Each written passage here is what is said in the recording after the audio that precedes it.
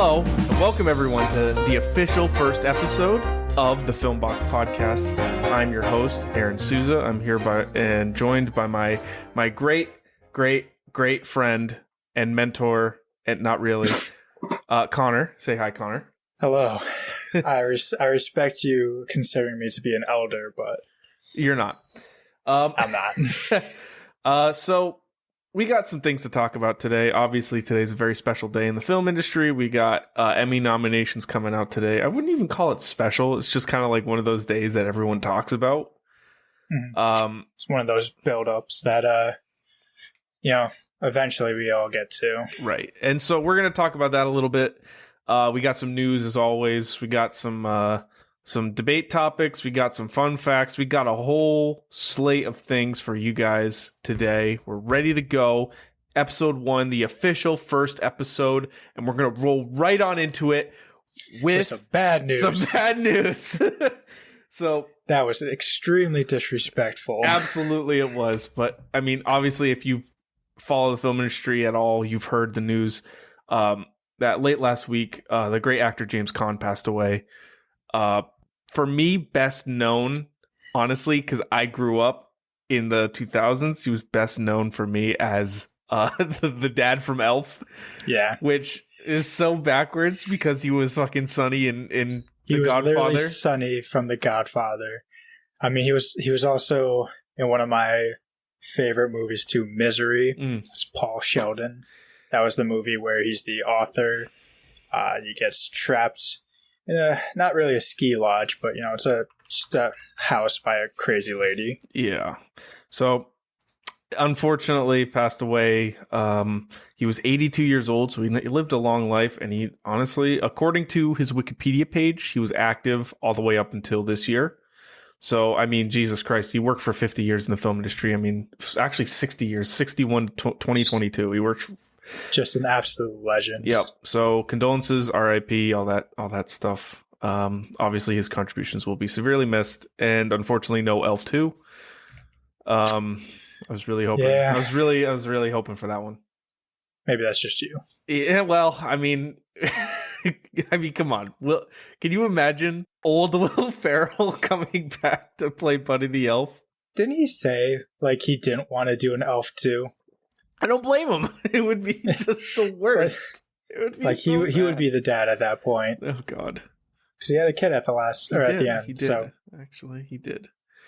All right, get on it, guys. Fucking Jon Favreau, get on it.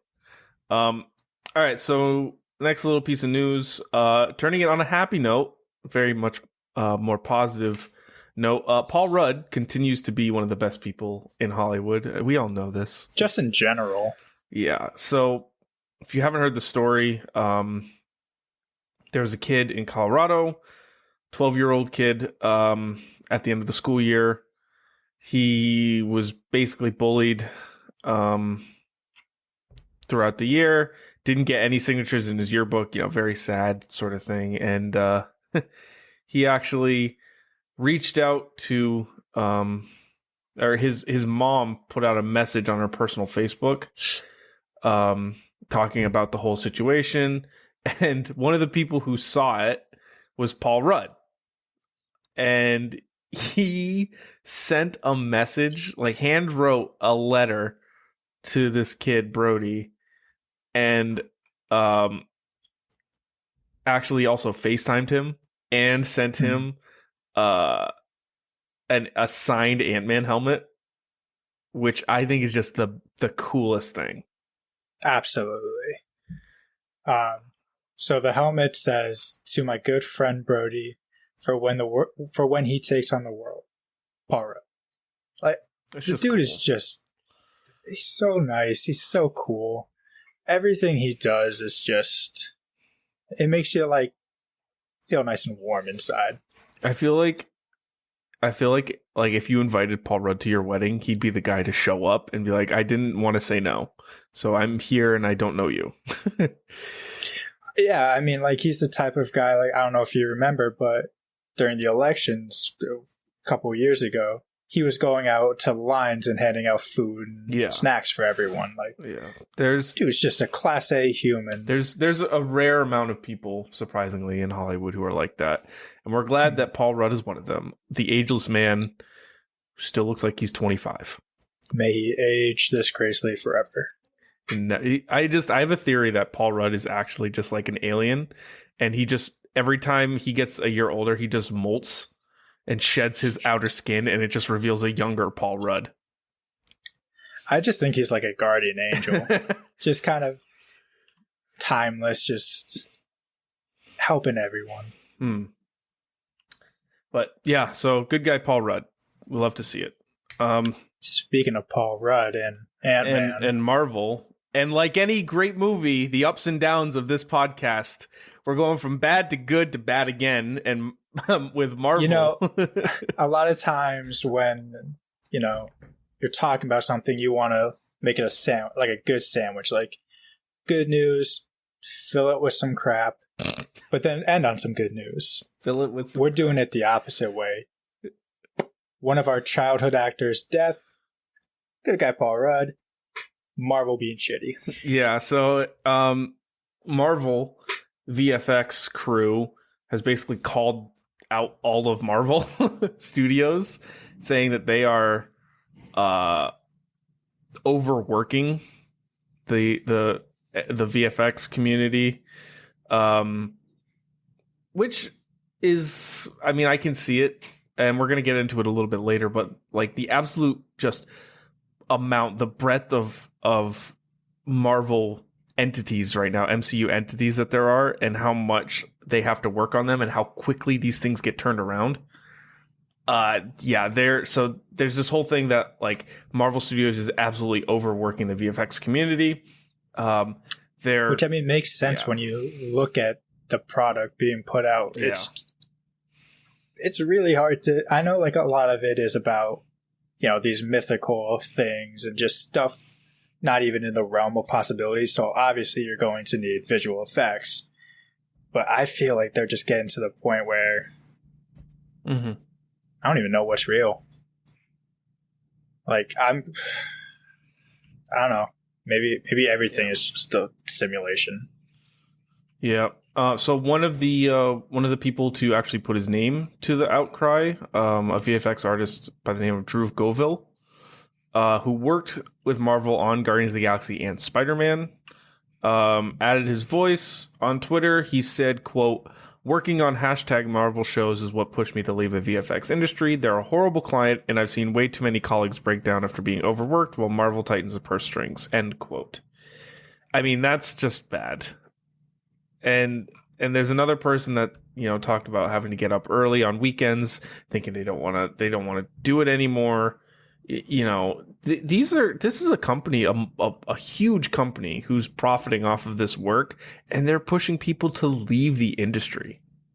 That just sucks. I mean, like this is like dream come true for so many people to pursue their passion of, you know, special effects, all that, and to just have that dream just crushed by like the overwhelming weight of 7 projects a year that demand such a high standard that you need to be working constantly, maybe 24/7. Yeah. And even that, you're still going to be crunched for time. Yep. And you just said it, you know, crunch is a huge problem in a lot of these creative workplaces like that. You know, video game industry, movie industry, all that stuff. It's an issue. And hopefully for Marvel's sake that this isn't a wider issue that they do to everyone they employ, but it's not looking good for them. That's for sure.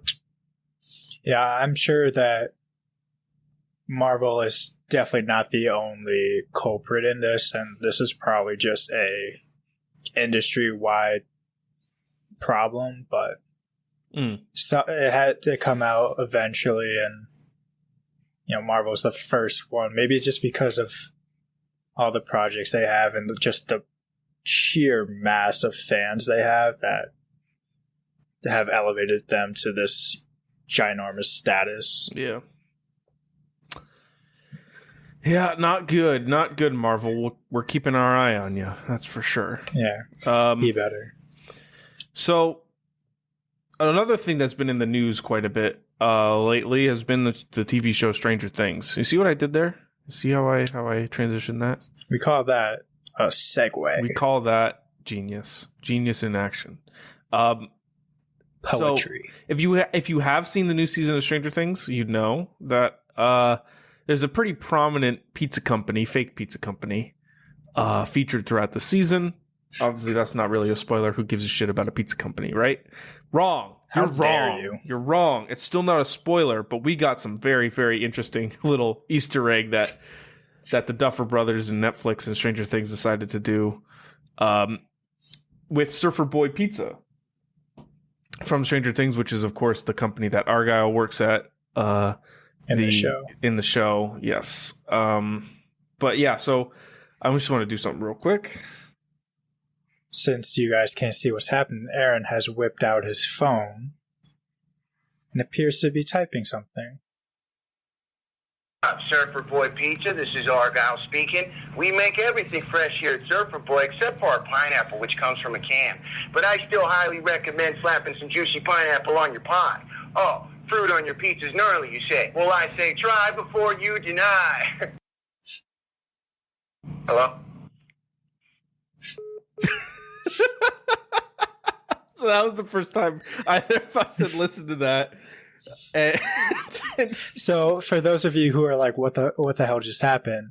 Aaron actually just called Argyle himself. Yeah, no, I am actually to place a pizza order. Yeah, I actually I know Argyle personally. No, if you call the phone number that's featured in the show for Surfer Boy Pizza, the actor for Argyle actually has a message to say, and apparently likes pineapple on pizza. I know that was kind of a thing, but like disappointing yet funny. Yeah, and I know we didn't have this in our notes, but another piece of news that is related. The Duffer Brothers are creating a spin-off for Stranger Things. I didn't know that. I think they purchased their own studio, I want to say. Like, I think it's called like the Upside Down.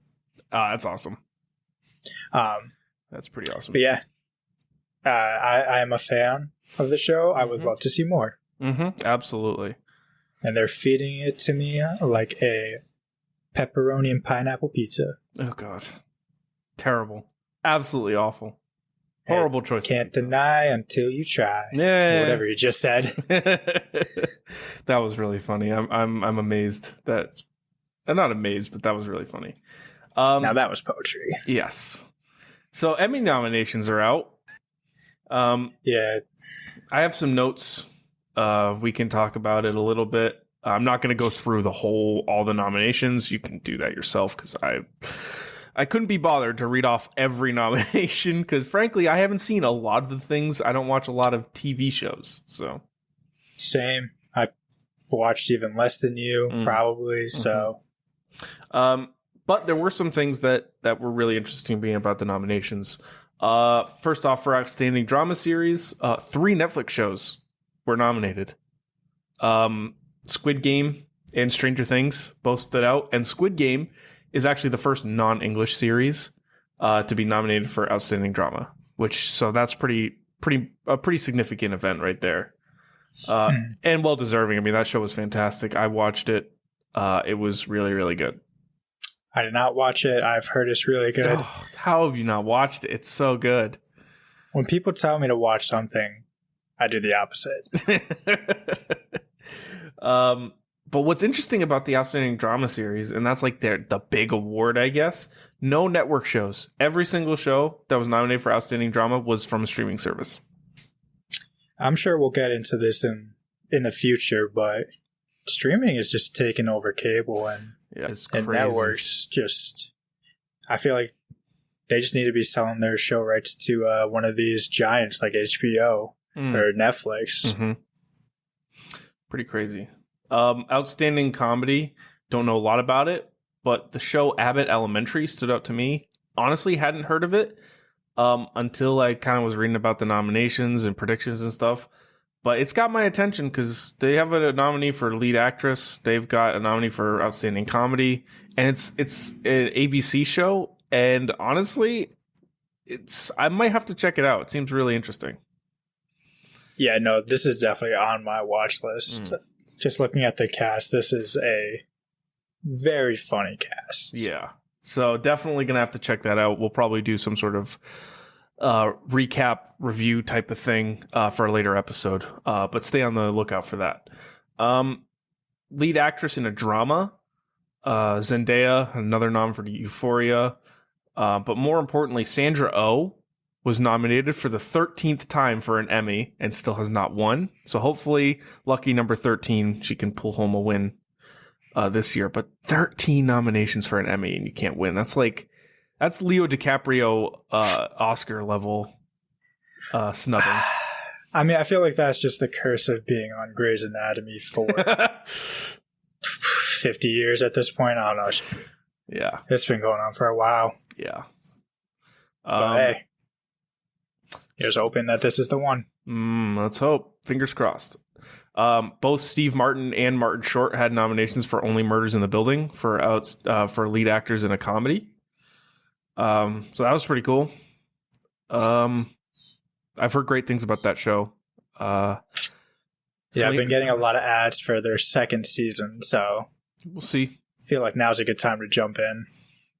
Outstanding Limited Series had 3 nominations from Hulu, including Pam and Tommy, which is about Tommy Lee and Pamela Anderson, with Sebastian Stan, who is a great actor, more than just MCU acting. He's fantastic.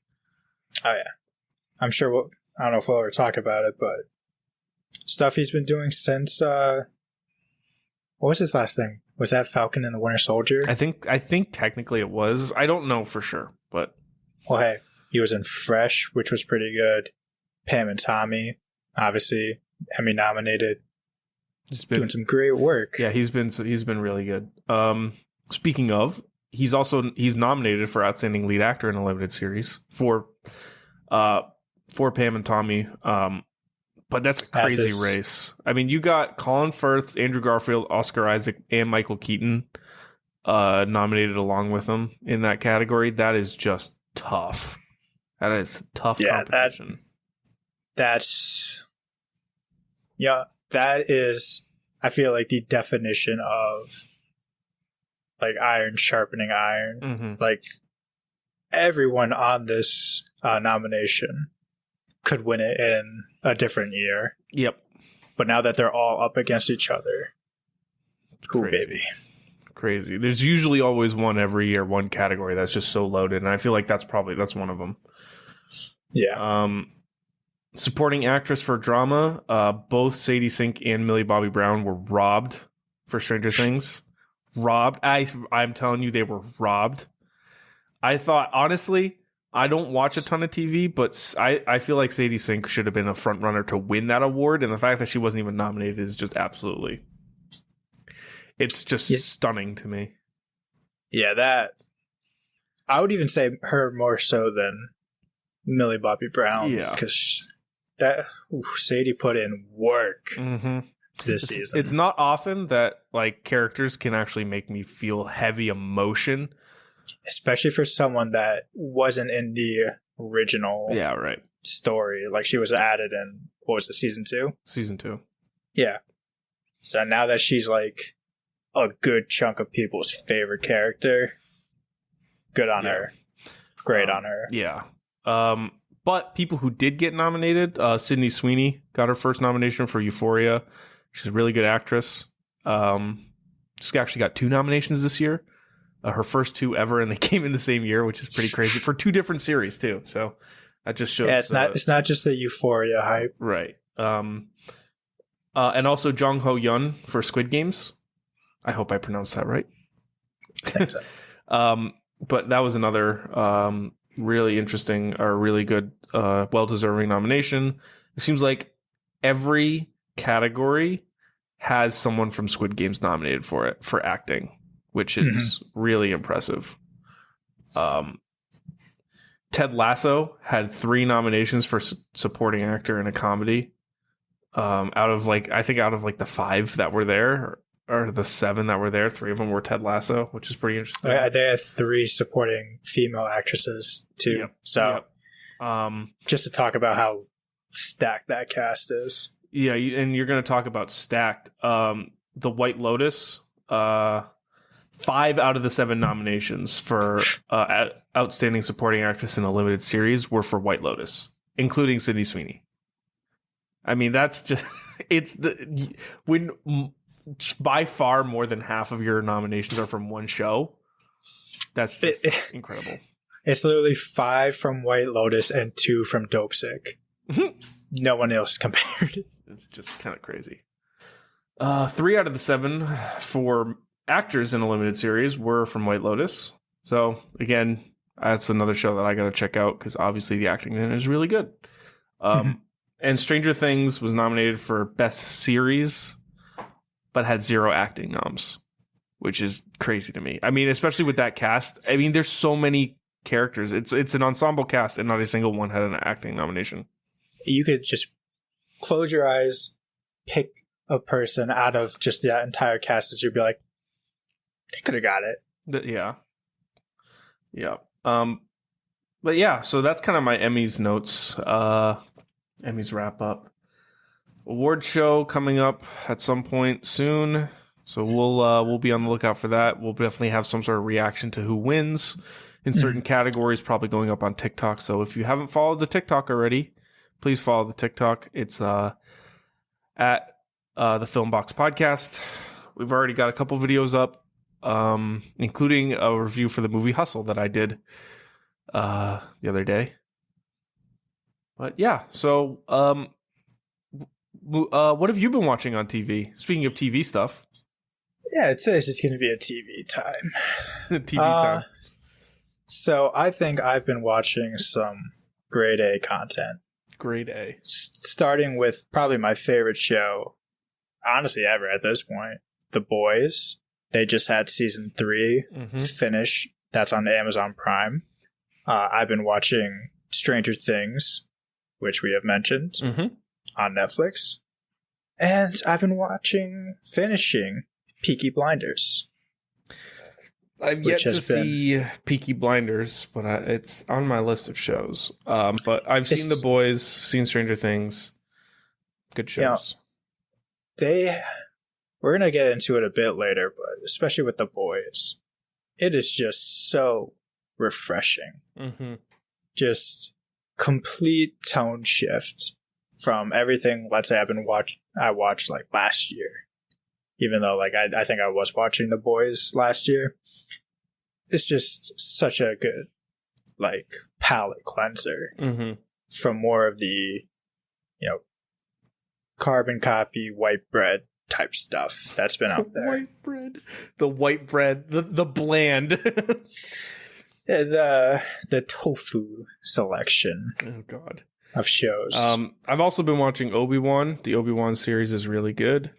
And then obviously there's a billion bajillion MCU shows out there. So, take your pick on one of them and we've probably seen it. Except Ms. Marvel. Haven't watched Ms. Marvel. And before anyone gets upset, it's not because we have any issues with the content, cast, source material, anything.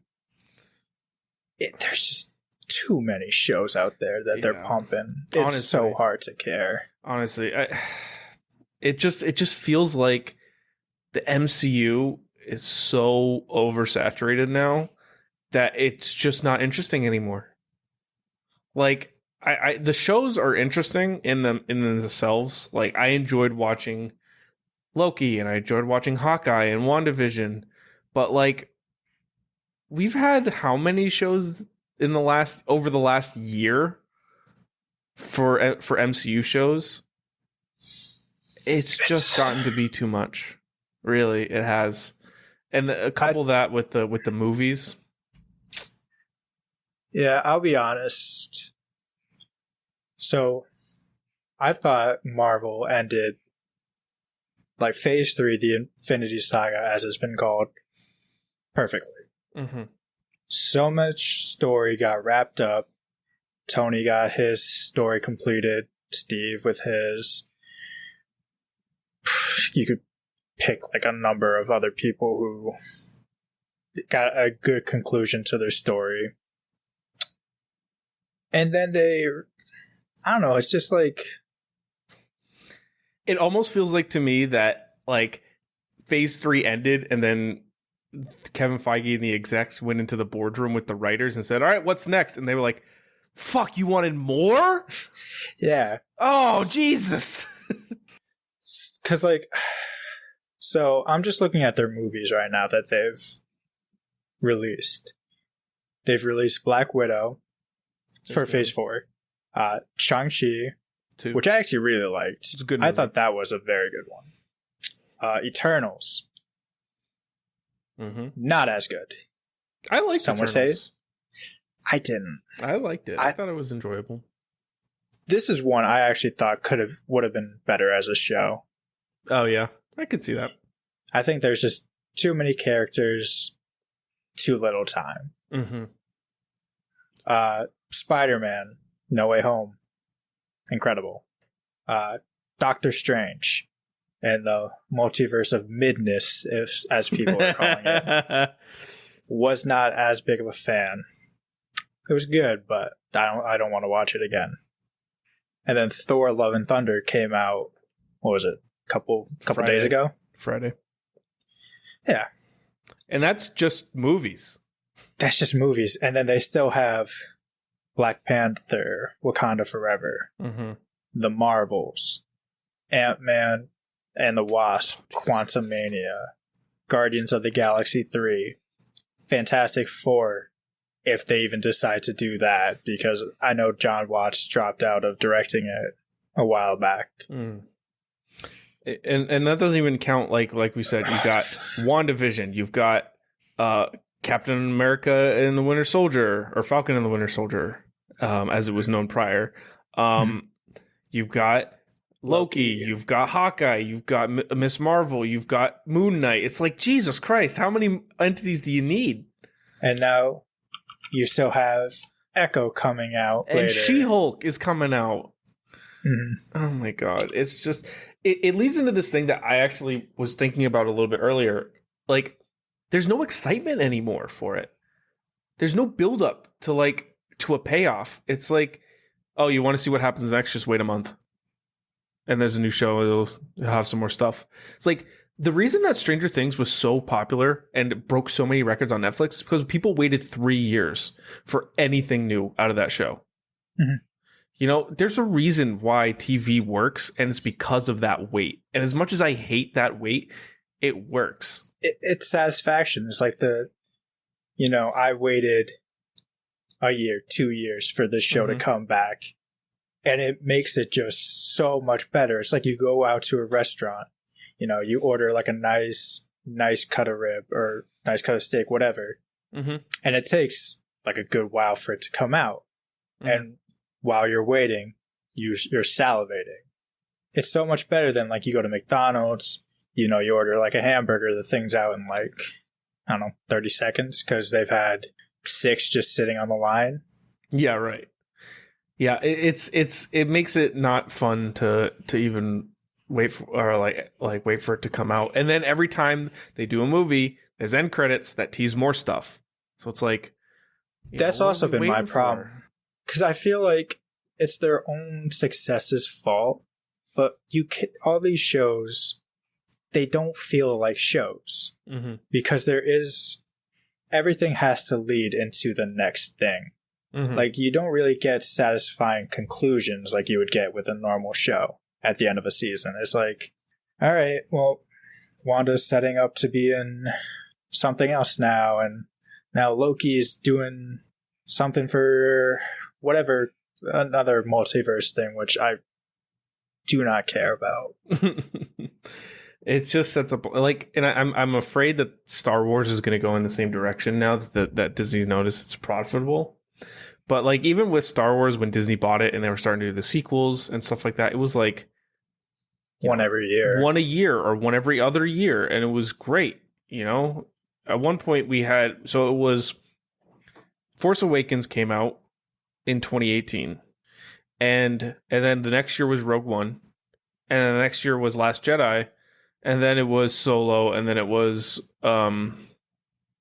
fucking Rise of Skywalker. I don't even want to talk about that show, or that movie. But it was like, even though it was still a year in between, you still got to wait for it. And for the main story, that Skywalker saga, it was 2 years between it. So that wait was crazy. Mm. With Marvel, it feels like, yeah, there's in between each season, it's still a wait, but like, you're getting Marvel throughout the year. They're just like fucking pumping it up your ass all year. Like Marvel money train just going right up there all year.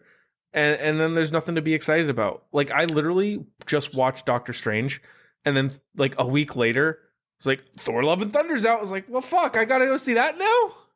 I haven't even seen it. People are still going to enjoy it. I don't want to say like this is a bad thing just because I'm saying it's a bad thing.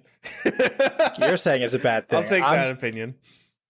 Yeah, I'm just kind of saying, like, people are obviously excited. They love Marvel, and they like the content that's being put out. I'm not one of those people. Yeah. And I'm getting to the point now where instead of watching everything they put out, I'm very selective. Like, Spider-Man is easily one of my favorite heroes from, like, growing up to now. So when something he's in is coming, I'm gonna want to watch it. But like, I'm not excited for another Doctor Strange movie. I'm really not that excited for another Thor movie, even though now they've decided to like actually meet Chris Hemsworth and realize he's a funny guy and utilize that in his movies. I'm still not that excited. Yeah, no, it's it makes it tough to get excited for these things because there's no, like, the marketing, they try, but when you have so many entities, it doesn't make it fun to watch, to get excited for. Yeah, and the problem is once you start sitting out some of their shows, you're done. You're not going to catch up for the next time. Like, if there's the 4th Spider-Man movie in like 2 years, 3 years, it might not be like even comprehensible for someone who hasn't watched anything in between No Way Home and the next Spider-Man.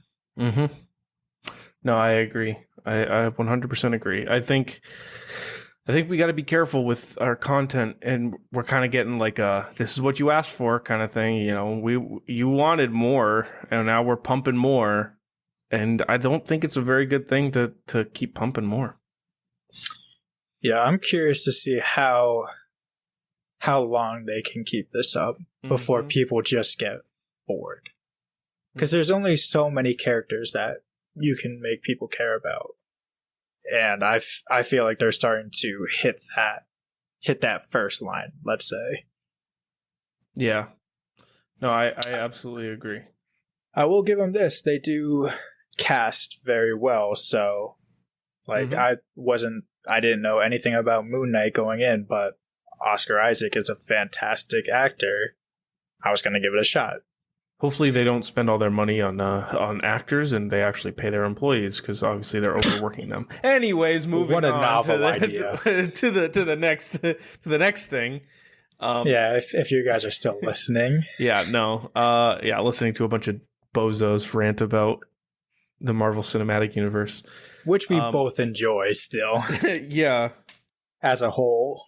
I wanted to do just a little bit of Stranger Things facts to cleanse our palate after talking about shitty directions to take TV shows and entities. Let's go to good stuff and talk about Stranger Things. And one of the things that there was a fact that I found that really kind of made me want to talk about it, and the attention to detail that this show has throughout the whole show.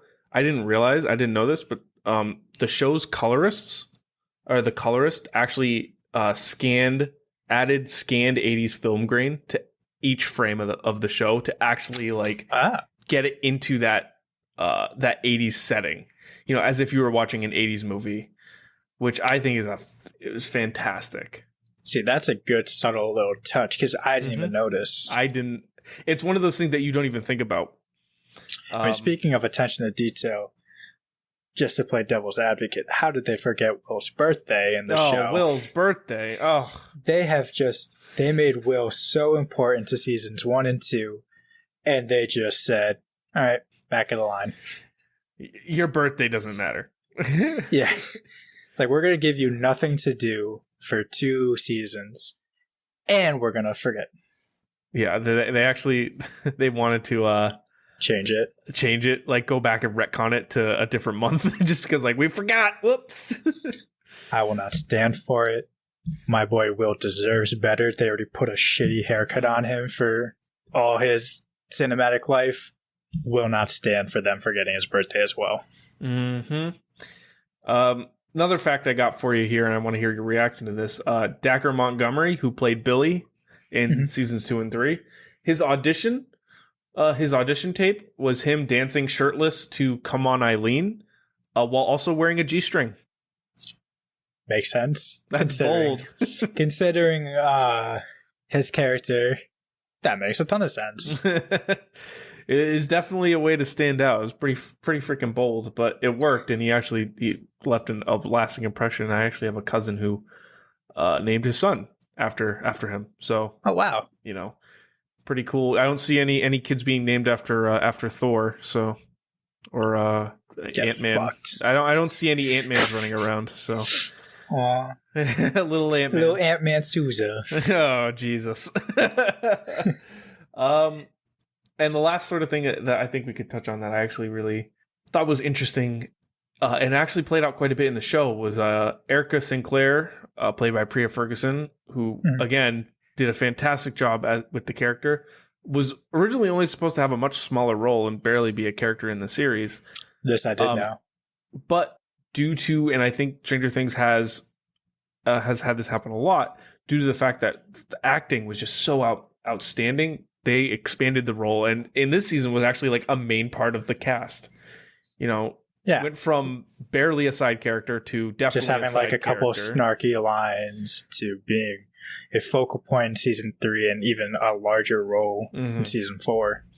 I mean, that just, it goes to show how good of an actress Priya Ferguson is in the role, how well cast it is, and also for the Duffer brothers to be able to adapt their show. I mean, they did it a lot. They did it with other characters as well.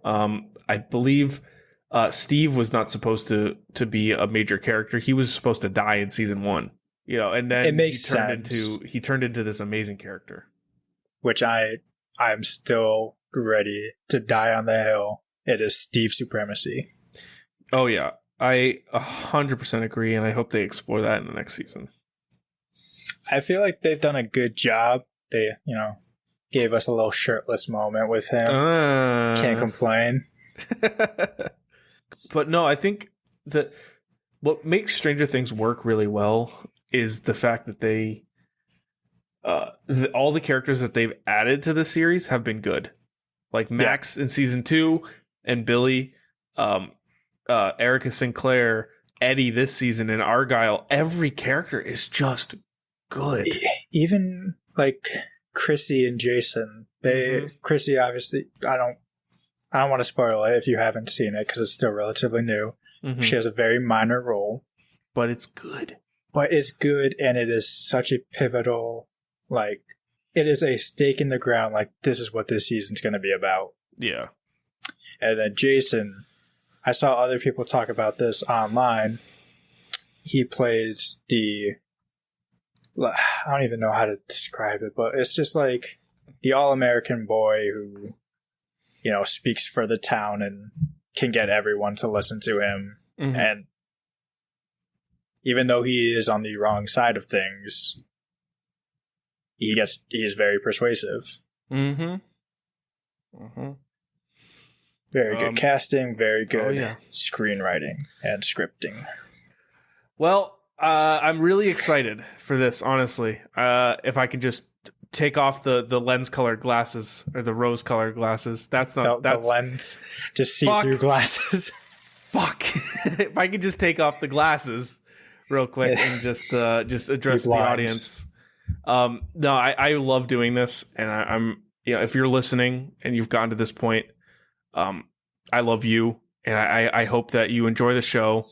We're really proud and we're really passionate about this kind of stuff, and really hope we can make some content that people enjoy and can listen to, and not have it be taken too seriously, because at the end of the day, we are just a couple of bozos that have movie opinions.